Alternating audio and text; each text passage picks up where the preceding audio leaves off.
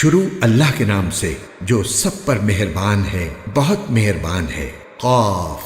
قرآن مجید کی قسم، ان کافروں نے پیغمبر کو کسی دلیل کی وجہ سے نہیں جھٹلایا، بلکہ انہوں نے اس بات پر حیرت کا اظہار کیا ہے کہ کوئی آخرت سے ڈرانے والا خود انہی میں سے کیسے آ گیا۔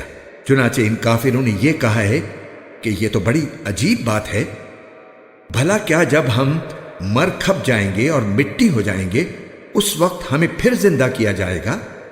یہ واپسی تو ہماری سمجھ سے دور ہے۔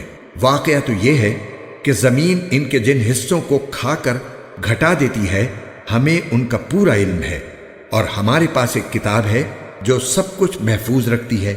دراصل انہوں نے سچ کو اسی وقت جھٹلا دیا تھا جب وہ ان کے پاس آیا تھا، چنانچہ وہ متضاد باتوں میں پڑے ہوئے ہیں۔ بھلا کیا انہوں نے اپنے اوپر آسمان کو نہیں دیکھا کہ ہم نے اسے کیسے بنایا ہے، اور ہم نے اسے خوبصورتی بخشی ہے اور اس میں کسی قسم کے رخنے نہیں ہیں، اور زمین ہے کہ ہم نے اسے پھیلا دیا ہے اور اس میں پہاڑوں کے لنگر ڈال دیے ہیں، اور اس میں ہر طرح کی خوشنما چیزیں اگائی ہیں، تاکہ وہ اللہ سے لو لگانے والے ہر بندے کے لیے بصیرت اور نصیحت کا سامان ہو۔ اور ہم نے آسمان سے برکتوں والا پانی اتارا، پھر اس کے ذریعے باغات اور وہ اناج کے دانے اگائے جن کی کٹائی ہوتی ہے، اور کھجور کے اونچے اونچے درخت جن میں تہ بر تہ خوشے ہوتے ہیں، تاکہ ہم بندوں کو رزق عطا کریں۔ اور اس طرح ہم نے اس پانی سے ایک مردہ پڑے ہوئے شہر کو زندگی دے دی۔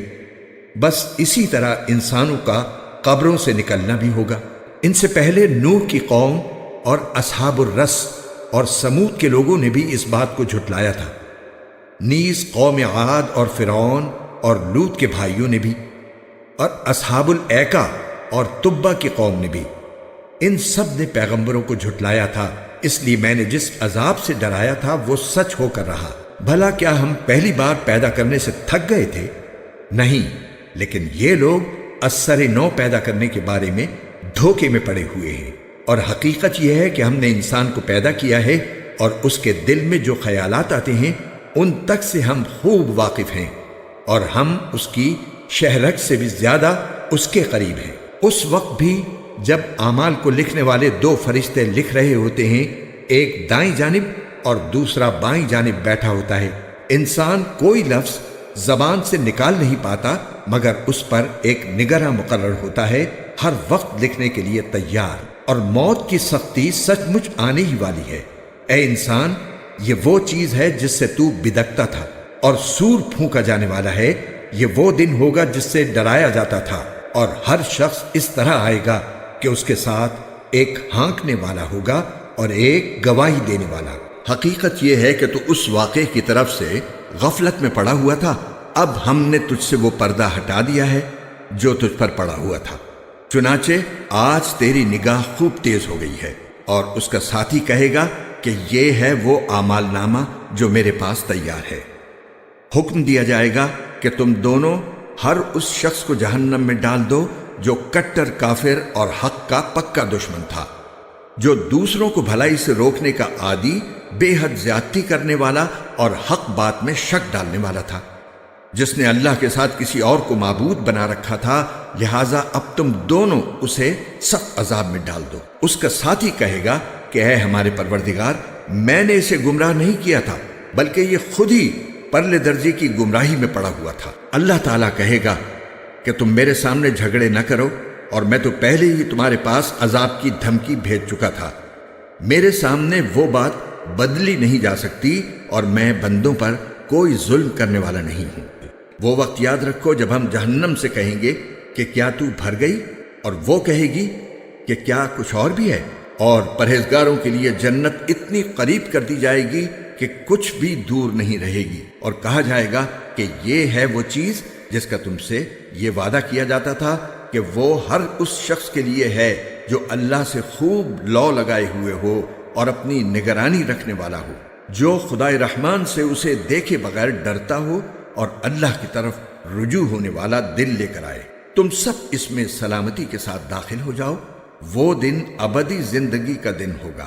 ان جنتیوں کو وہ سب کچھ ملے گا جو وہاں وہ چاہیں گے، اور ہمارے پاس کچھ اور زیادہ بھی ہے۔ اور ان مکے کے کافروں سے پہلے ہم کتنی ہی قوموں کو ہلاک کر چکے ہیں جن کی طاقت پر گرفت ان سے زیادہ سخت تھی۔ چنانچہ انہوں نے سارے شہر چھان مارے تھے، کیا ان کے لیے بھاگنے کی کوئی جگہ تھی؟ یقیناً اس میں اس شخص کے لیے بڑی نصیحت کا سامان ہے جس کے پاس دل ہو یا جو حاضر دماغ بن کر کان دھرے۔